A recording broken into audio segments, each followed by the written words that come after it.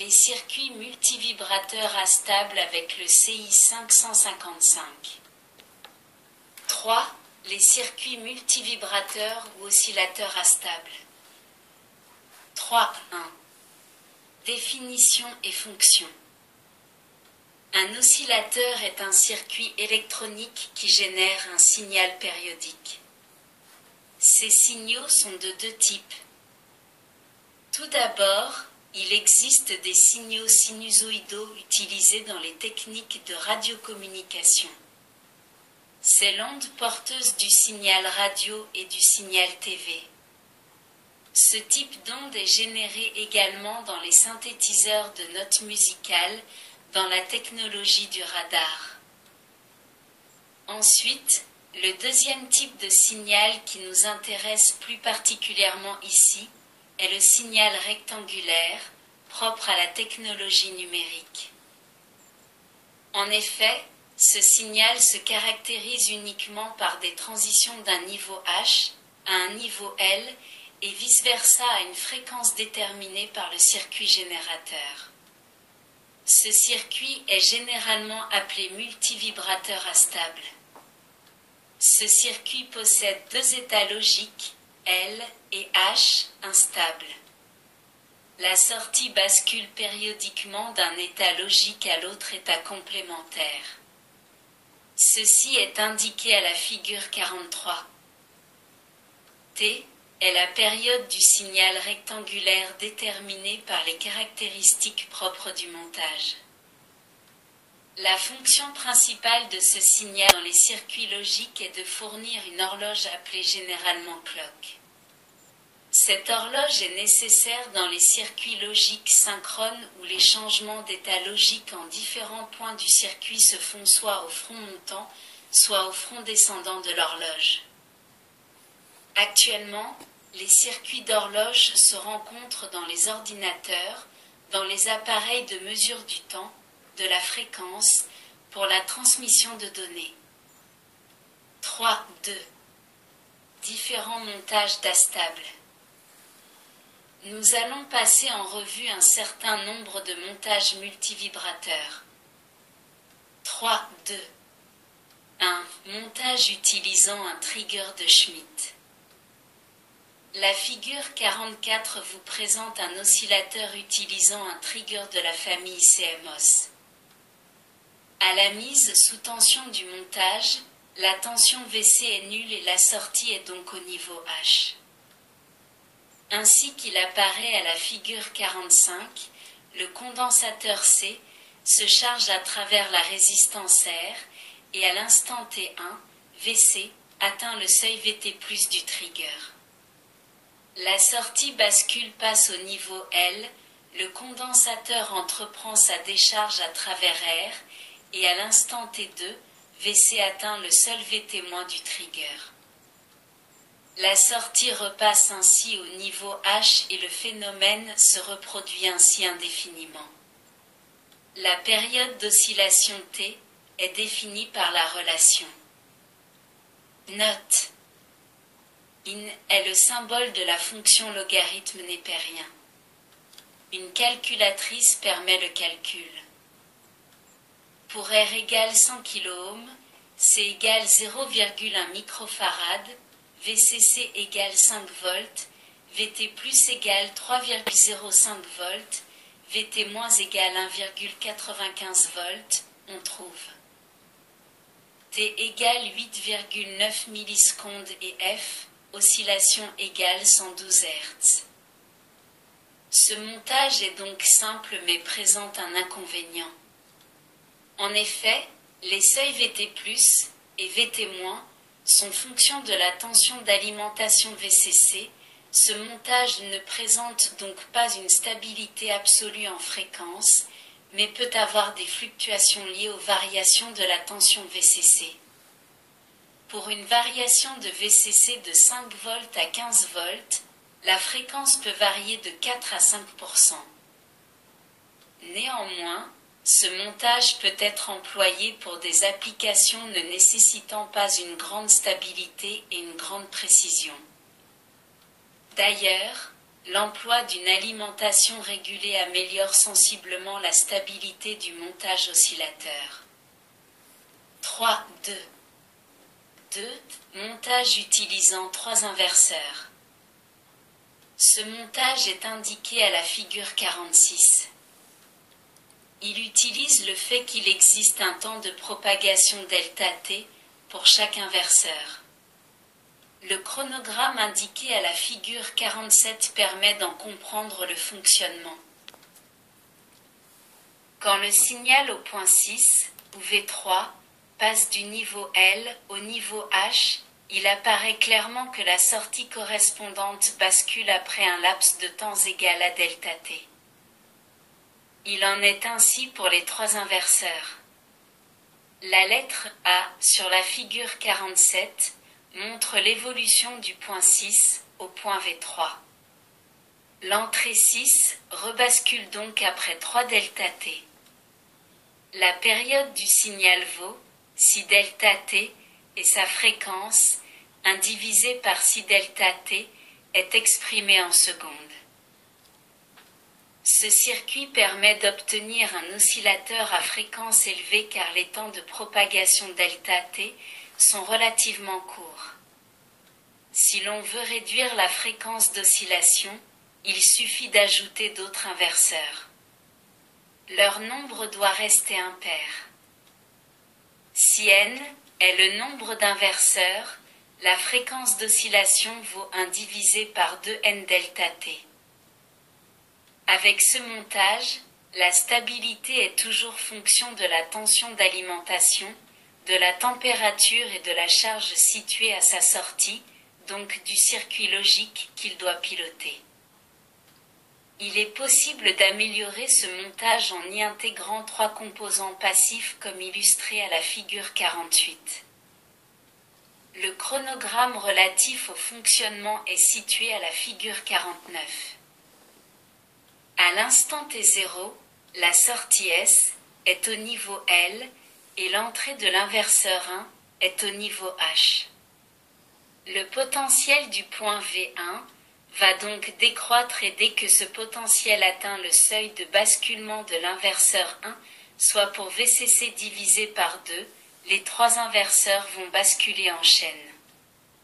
La sortie de l'inverseur 2 passe du niveau H au niveau L à l'instant T1, soit une chute de tension de -VCC et le point V1 se retrouve au potentiel VCC divisé par 2, -VCC égale -VCC divisé par 2. Or, la sortie est passée au niveau H, donc le potentiel de ce point V1 va croître jusqu'à plus VCC divisé par 2, instant T2, où les 3 inverseurs vont commuter simultanément. Le point V1 se retrouve VCC divisé par 2, plus VCC égale 3 divisé par 2 VCC. Finalement, on assiste à une série de charges et de décharges du condensateur C, et chaque fois que le point V1 franchit le seuil de basculement de l'inverseur 1, l'état de la sortie change. À titre indicatif, la fréquence d'oscillation est donnée par la formule. Cet oscillateur est insensible aux variations de la tension d'alimentation VCC et sa stabilité en fréquence est d'autant meilleure que sa fréquence est basse. En effet, la fréquence dépend principalement des 3 composants R1, R2 et C. 3.2. 3. Montage astable utilisant 2 inverseurs. Ce montage est présenté à la figure 50. La fréquence d'oscillation est donnée par la formule fréquence oscillateur égale 1 divisé par 2,2 multiplié par R1 multiplié par C. La valeur de la résistance R2 doit être au moins 10 fois supérieure à celle de R1. Par ailleurs, les valeurs de C et de R1 ne doivent pas être trop faibles, car l'inverseur 2 ne peut fournir un courant en sortie très élevé. Il est toujours possible de mettre une résistance R1 variable. Ceci permet d'ajuster la fréquence de sortie de l'oscillateur. Il est également possible de faire varier le rapport cyclique R du signal rectangulaire. La figure 51 représente ce rapport cyclique R. Le montage suivant indiqué à la figure 52 permet de faire varier ce rapport cyclique R. Le chronogramme situé à la figure 53 permet d'expliciter le fonctionnement de cet oscillateur. À l'instant T1, la sortie S est au niveau L et le point A au niveau H. Le point B est alors au potentiel moins VCC divisé par 2, comme nous le verrons à la fin de ce raisonnement, VCC étant la tension d'alimentation du montage. Le condensateur C se décharge donc à travers la diode D2 et une partie du potentiomètre P1, puisque le point A est au potentiel plus VCC et le point B au potentiel moins VCC divisé par 2. À l'instant T2, le condensateur C est complètement déchargé. Le point B est au potentiel 0 V. Le potentiel du point B continue d'augmenter puisque le point A est toujours au potentiel plus VCC. Le condensateur C se charge maintenant à travers la même diode D2 jusqu'à l'instant T3. De l'instant T1 à l'instant T3, seule la diode D2 conduit, la diode D1 étant polarisée en inverse. C'est le même courant IL qui décharge dans un premier temps le condensateur C, puis le charge dans un deuxième temps. À l'instant T3, le point B est au potentiel plus VCC divisé par 2, donc l'inverseur 1 bascule ainsi que l'inverseur 2. Le point A passe au potentiel 0 et la sortie S au potentiel plus VCC. Le potentiel de la sortie S a augmenté instantanément de plus VCC, donc le potentiel du point B fait de même et passe ainsi à plus 3 divisé par 2 VCC. De l'instant T3 à T5, les mêmes phénomènes que ceux décrits ci-dessus se reproduisent, mais cette fois-ci, c'est la diode D1 qui conduit et la diode D2 qui est polarisée en inverse. De T3 à T4, le condensateur C se décharge, puis de T4 à T5, C se charge. Quand le potentiel du point B arrive au seuil de basculement de l'inverseur plus VCC divisé par 2, les deux inverseurs basculent. La sortie S, qui se trouvait à plus VCC, passe au potentiel 0 V, soit un front négatif de moins VCC qui est transmis intégralement au point B par le condensateur C. Ce point B, qui était à un potentiel de plus VCC divisé par 2, passe donc à. Nous sommes revenus au point de départ de notre explication et un nouveau cycle peut recommencer. En faisant varier la position du curseur du potentiomètre P1, les constantes de temps de charge et de décharge de C, celle relative à la période T3, T1 et celle relative à la période T5, T3 varient. Ainsi, le rapport cyclique R varie. 3, 2, 4, astable réalisé avec le circuit intégré 555. Le circuit intégré 555. Ce circuit déjà utilisé dans un montage pseudo-monostable peut l'être pour constituer un oscillateur. Son schéma est indiqué à la figure 54. L'interrupteur I est fermé lorsque Q est au niveau L et ouvert lorsque Q est au niveau H, ainsi qu'à la mise sous tension. Le fonctionnement de l'oscillateur est représenté sous forme de chronogramme à la figure 55. À la mise sous tension, le condensateur C se charge à travers les résistances en série R, A et RB, puisque l'interrupteur I est ouvert, Q est au niveau H. La table de vérité de la figure 56 vous indique le fonctionnement de la bascule RS.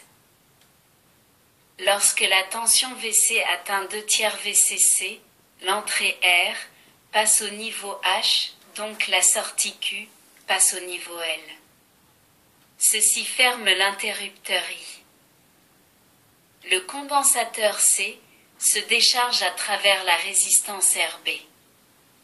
La constante de décharge vaut φ1 égale RBC.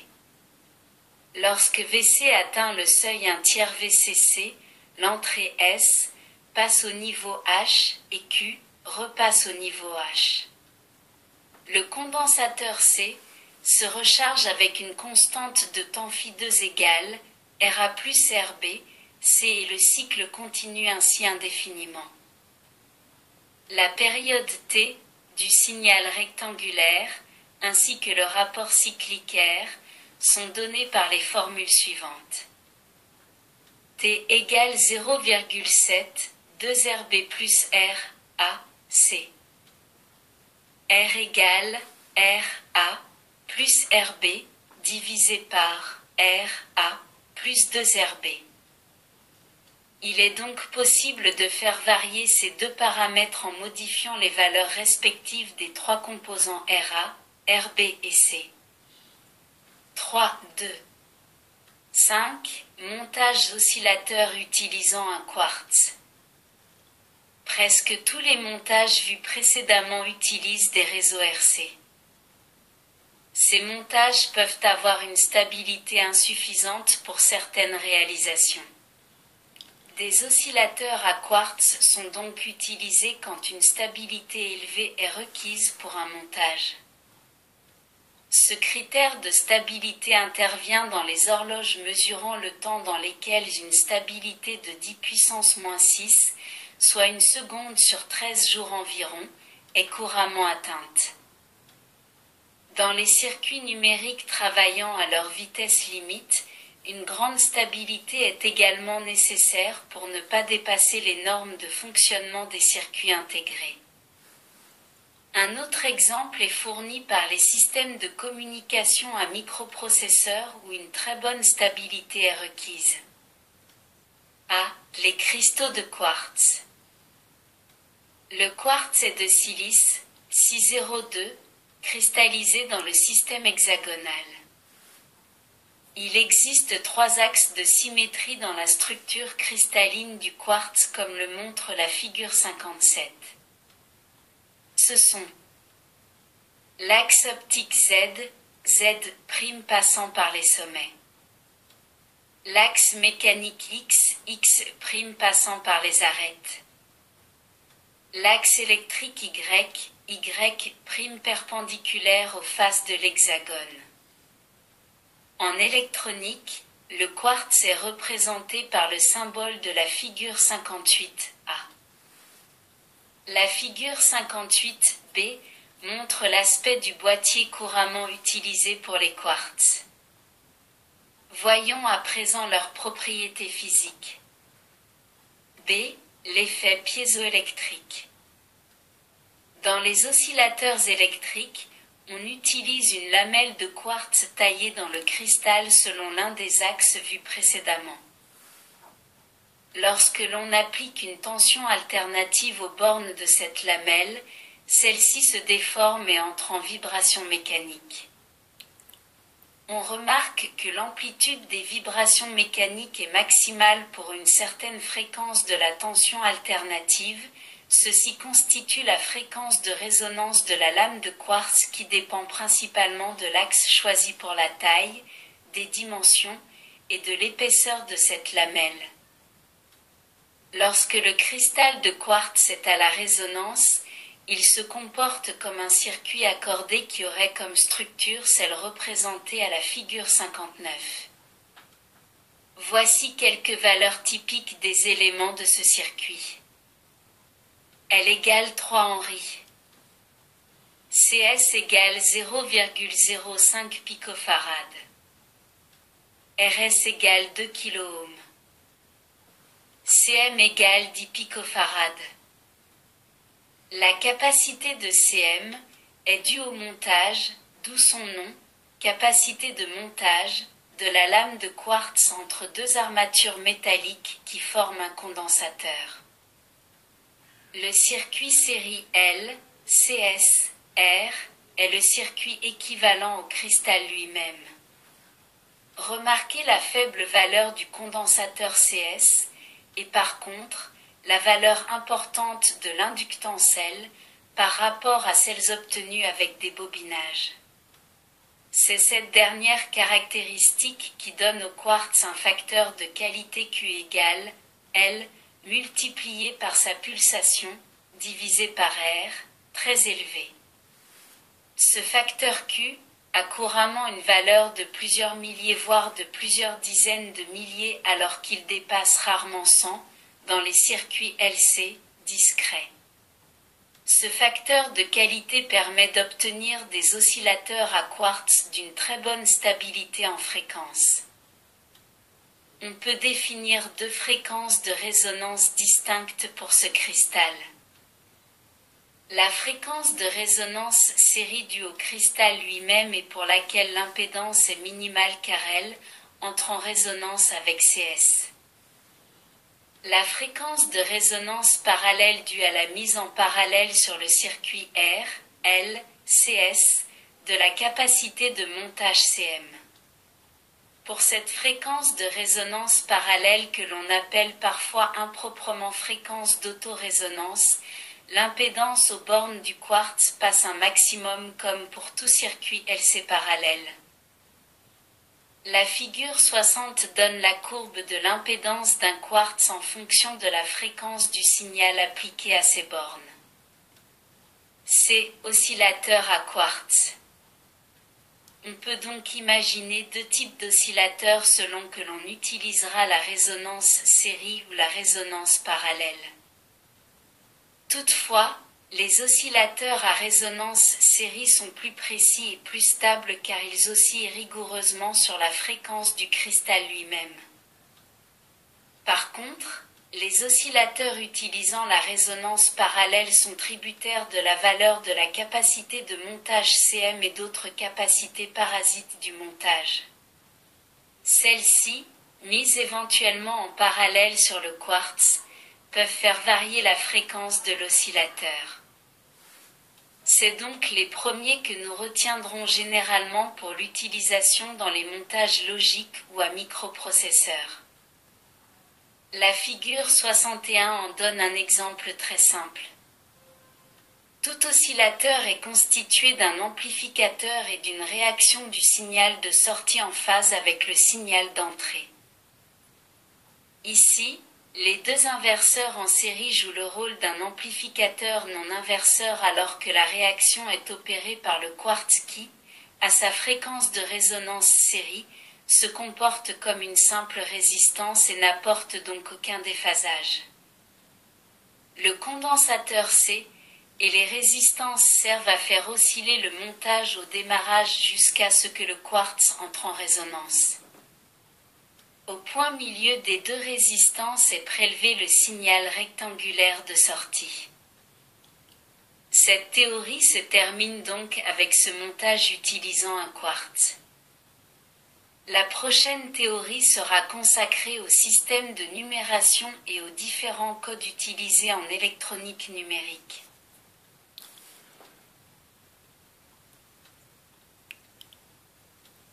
Merci de votre écoute. À bientôt.